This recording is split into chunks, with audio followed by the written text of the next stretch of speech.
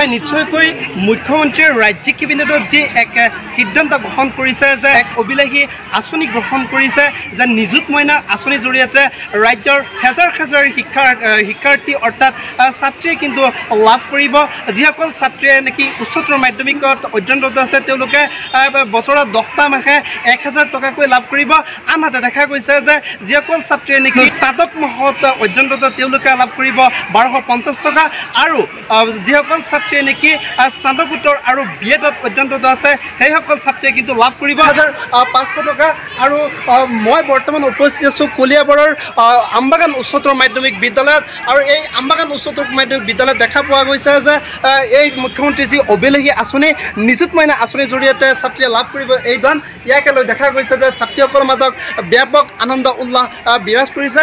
আৰু মই পোনে পোনে ছাত্ৰীসকলৰ পৰা কিছু মন্তব্য ল'বলৈ চেষ্টা কৰিম। দেখা গৈছে মুখ্যমন্ত্ৰী মহোদয়ে কিন্তু যি নিযুত মইনা আঁচনিৰ জৰিয়তে এক অভিলাষী আঁচনি ঘোষণা কৰিছে ইয়াৰ জৰিয়তে তোমালোক কেনেদৰে উপকৃত হ'ব ভাবিছা, কি ক'বা? ইয়াৰ জৰিয়তে আমি বহুত উপকৃত হৈছোঁ।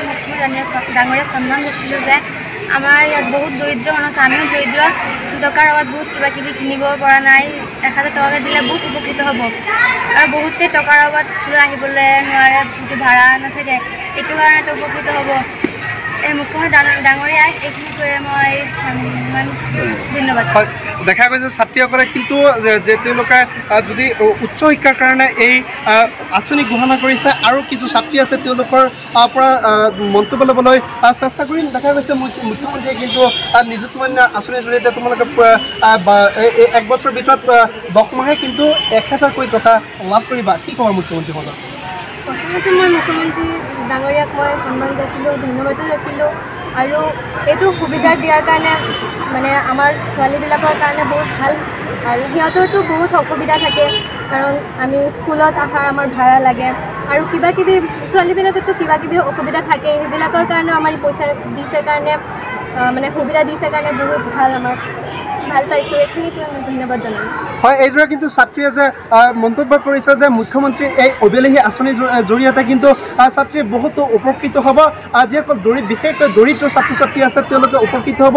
আৰু মই মোৰ লগত আছে অধ্যক্ষ মহোদয়, এই বিদ্যালয়ৰ অধ্যক্ষ মহোদয়ৰ পৰা কিছু মন্তব্য ল'বলৈ চেষ্টা কৰিম। দেখা গৈছে মুখ্যমন্ত্ৰীয়ে যি আঁচনি গ্ৰহণ কৰিছে আপোনাৰ বিদ্যালয়ৰ ছাত্ৰীয়ে কিন্তু উপকৃত হ'ব, কি ক'ব এই মুহূৰ্তত? খুব ভাল কথা। মুখ্যমন্ত্ৰী মহোদয়ক প্ৰথমতে মই ধন্যবাদ আৰু কৃতজ্ঞতা জনাইছোঁ, কাৰণ এইটো এটা অভিলাষী আঁচনি বুলি ক'ব লাগিব।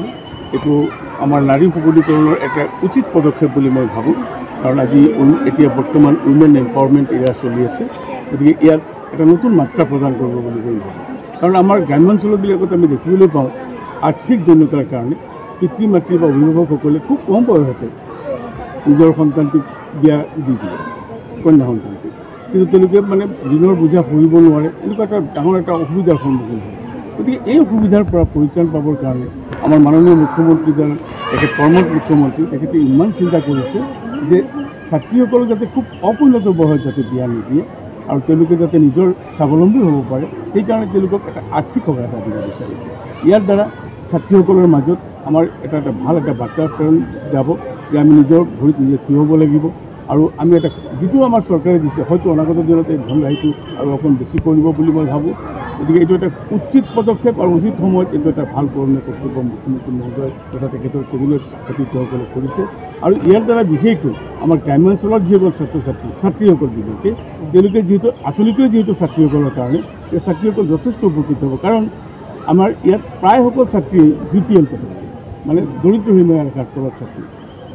চৰকাৰৰ নিৰ্দেশনা মৰ্মে ইয়াত আপোনাৰ ধৰক এডমিশ্যন ফ্ৰী হৈ আছে, তেওঁলোকৰ কিতাপ পত্ৰ চব ফ্ৰী দিছে। গতিকে তাৰ মাজতে লগতে এইটো এটা সকাহ আৰ্থিকভাৱে দিছে। গতিকে ছাত্ৰীসকল আজি ৰাতি যেতিয়া আমাৰ খবৰটো শুনাৰ লগে লগে ছাত্ৰীসকল আনন্দত জঁপিয়াই পৰিছে। এইটো এটা খুব আনন্দঘন মুহূৰ্ত। গতিকে আজিও ৰাতিপুৱা ছাত্ৰীসকলে মোক পাৰ্চনেলি লগ কৰি ক'লে যে ছাৰ নিযুত মইনা আঁচনিৰ কথাটো অকণ কওক। মই তেওঁলোকক বিস্তৃতভাৱে ক'লোঁ আৰু তেওঁলোক যথেষ্ট আনন্দিত। আৰু ইতিমধ্যে আপোনালোক আহিছে আৰু আপোনালোকৰ মাধ্যমেদি গোটেই অসমত তথা নেটৱৰ্কিং আপোনালোকৰ যিটো ছ'চিয়েল মিডিয়া প্লেটফৰ্ম আছে তাৰ মাজেদি আমাৰ বিদ্যালয়খনৰ এটা ঐতিহ্যমণ্ডিত বিদ্যালয়ৰ ৰিজাল্টটো খুব ভাল। আমাৰ যোৱা বছৰ মেট্ৰিক পৰীক্ষাত 97%, হাই ছেকেণ্ডেৰী পৰীক্ষাটো 97%, বহুত ছাত্ৰ ছাত্ৰীয়ে ডিষ্টিংশ্যন পাইছে, ষ্টাৰ পাইছে। গতিকে আনন্দ চাৰিওফালৰ পৰা আহি আছে। লগতে আমাৰ বিদ্যালয়খনৰ লগত আৰু বহুত কথা জড়িত হৈ আছে। এতিয়া আমাৰ বিদ্যালয়ৰ ছাত্ৰসকলেও আমি নেশ্যনেল পৰ্যায়তো খেলিবলৈ পঠিয়াই আছোঁ। বহু সিদিনা দিল্লীৰ পৰা খেলি আহিছে। গতিকে আমাৰ কাৰণে এটা খুব ভাল খবৰ, আৰু বিশেষকৈ ইয়াত যিহেতু উচ্চতৰ মাধ্যমিক পৰ্যায়ৰ ছাত্ৰীসকলক এই সুবিধাটো চৰকাৰে আগবঢ়াই দিছে। গতিকে দৰিদ্ৰ সীমাৰেখাৰ বুলি কোনো কথা নাই। ইয়াত সকলো ছাত্ৰ ছাত্ৰীক মই যিটো গম পাইছোঁ APL BPL চবকে সামৰি লৈছে। গতিকে চৰকাৰে কোনো ধৰণৰ পক্ষপাতিমূলক কৰা নাই, ধৰ্ম বৰ্ণ জাতি নিৰ্বিশেষে চবকে দিছে। গতিকে এটা চৰকাৰৰ শুভ লক্ষণ। মই চৰকাৰখনৰ শুভকামনা জনাইছোঁ আৰু মুখ্যমন্ত্ৰী মহোদয় মই আন্তৰিকভাৱে মই ভাল পাইছোঁ। হয়, কিন্তু এটা কথা ক'ব লাগিব যে মুখ্যমন্ত্ৰীয়ে যি আঁচনি ঘোষণা কৰিছে নিযুত মইনা, এই আঁচনিৰ জৰিয়তে বিশেষকৈ ছাত্ৰীসকলে কিন্তু উপকৃত হ'ব। কিন্তু ইয়াৰ জৰিয়তে কিন্তু মুখ্যমন্ত্ৰীয়ে কিছু চৰ্ত বান্ধি দিছে।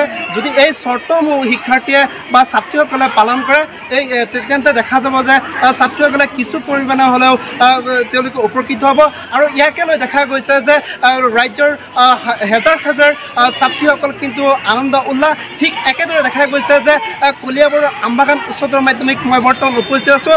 এই ছাত্ৰ ছাত্ৰীসকলক দেখা গৈছে যে এক আনন্দ উল্লাসৰ পৰিৱেশ বিৰাজ কৰিছে।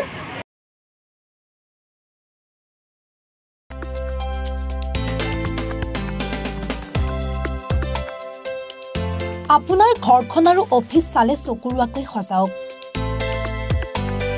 আজি আহক সকলো ধৰণৰ অত্যাধুনিক ফাৰ্নিচাৰৰ বাবে চিটি ফাৰ্নিচাৰ 6 মাইল গুৱাহাটী। আমাৰ ঠিকনা 6 মাইল পাঞ্জাবাৰী ৰোড পুৰবিদাৰীৰ সন্মুখত গুৱাহাটী।